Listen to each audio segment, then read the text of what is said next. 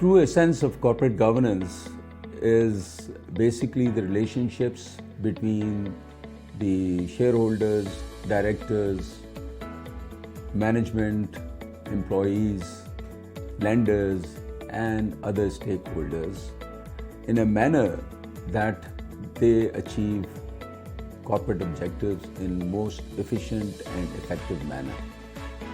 Having said that, I think it is very important that the purpose of a corporate entity is basically to achieve objectives set by the entrepreneur.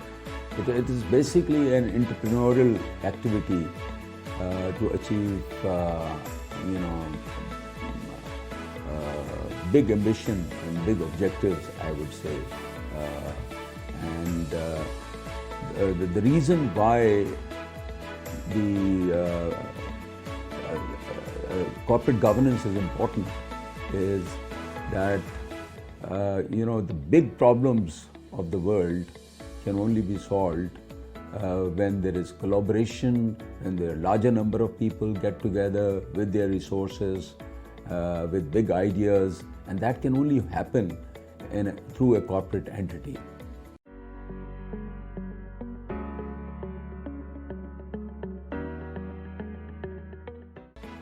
If you look at the literature and regulations, there are a large number of duties that the directors have to perform. But to me, a simple approach to the role and functions of the board and the directors, I would say, can be summarized in 4 or 5 functions, basically. The first function of the board is that they have to set the vision and approve the strategy to achieve that vision or overall objectives of the corporate entity. Second function of the board is that they are not supposed to achieve those objectives themselves. They're required to, and it is more sensible to appoint competent management which can achieve those objectives. So that's the second one. The third function is that then they have to hold the management accountable for those objectives. They have to do the oversight and ensure that they are progressing towards achieving the objectives and the direction that they have set. And in that process, if there are obviously the objectives are not being achieved or underachieved or overachieved, they make adjustments. And the fourth function is, based on their oversight and accountability, learning from what they've achieved and what they've not achieved, and then adjusting their objectives and their direction. So this is a circle, I would say, 4 or 5 functions of the board that they have to do. Obviously, for this, they have to keep themselves informed, they have to attend regular meetings, and of course the directors required an effective chairman to lead the board. So broadly, these are the steps required for directors to govern an entity in a most optimal manner.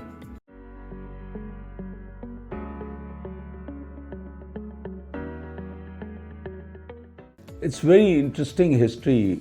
Actually, I would say that if you want to understand corporate governance, you have to see its evolution over the last 500 years, starting from these chartered companies.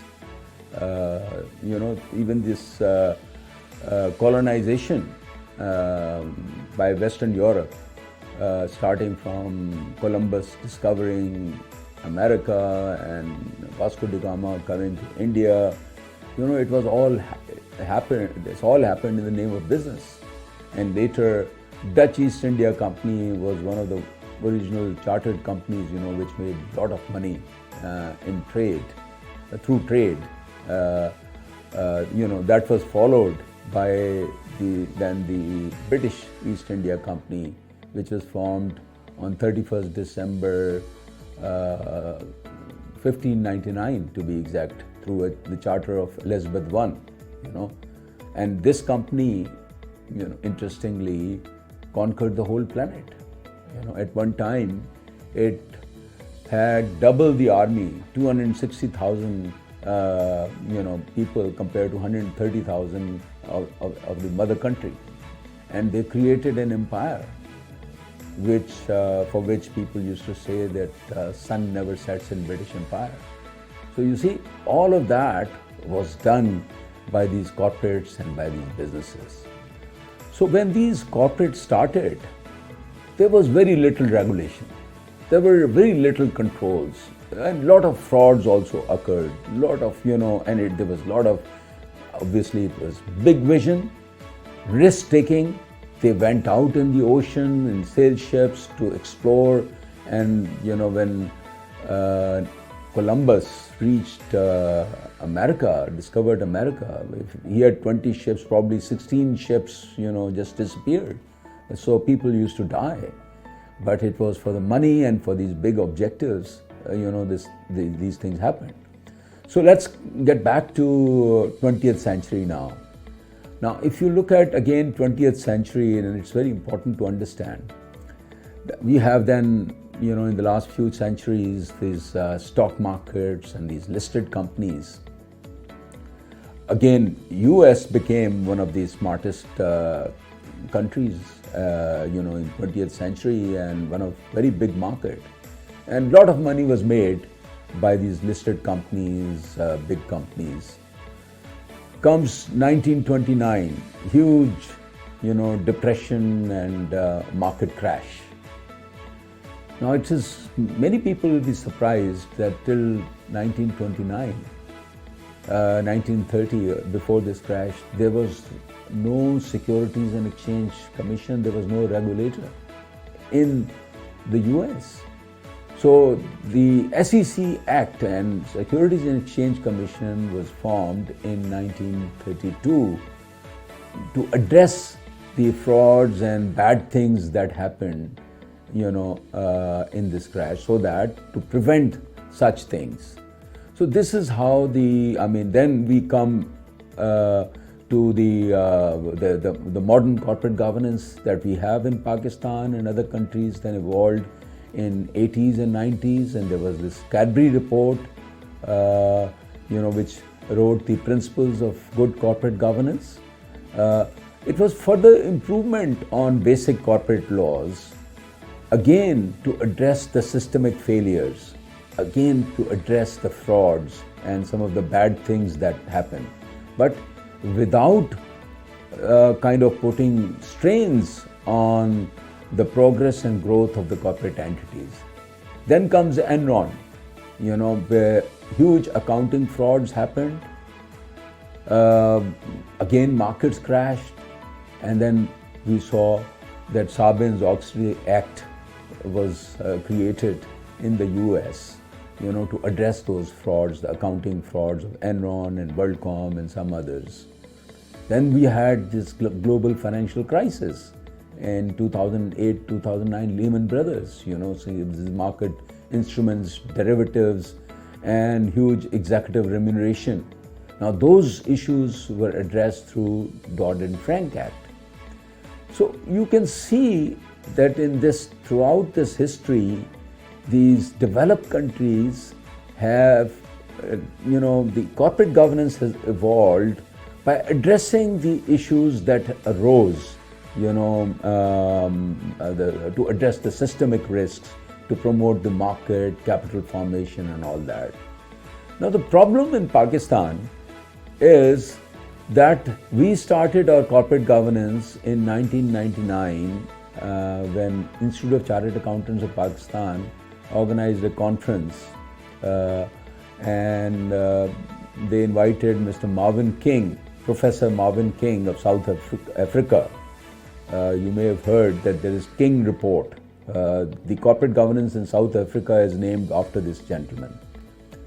So after his inspiring speech, the Institute of Chartered Accountants constituted a committee of past presidents, which actually developed the Code of Corporate Governance that was then implemented by Securities and Exchange Commission of Pakistan, and Mr. Khalid Mirza was the chairman.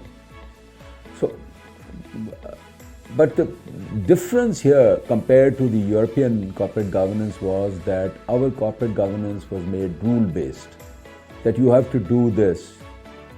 It was made mandatory. Now in 2006, there was a survey of conducted by IFC, which highlighted that in Pakistan, corporate governance has simply become a box-ticking exercise.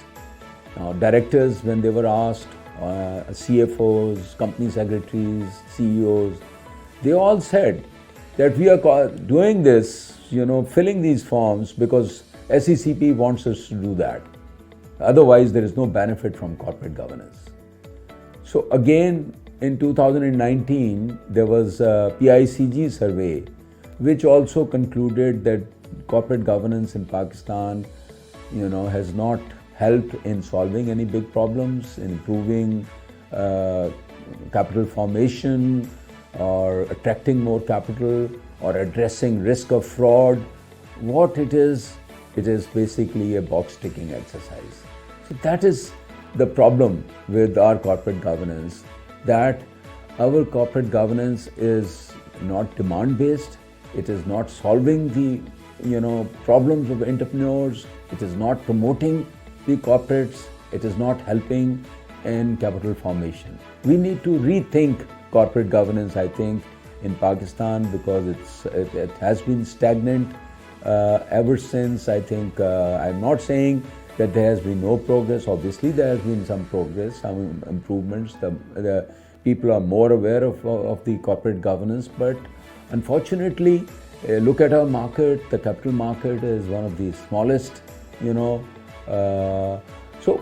the purpose of corporate governance basically is, to improve the business, to achieve their big objectives, to promote capital formation, investment, ultimately to benefit the economy, to benefit our country.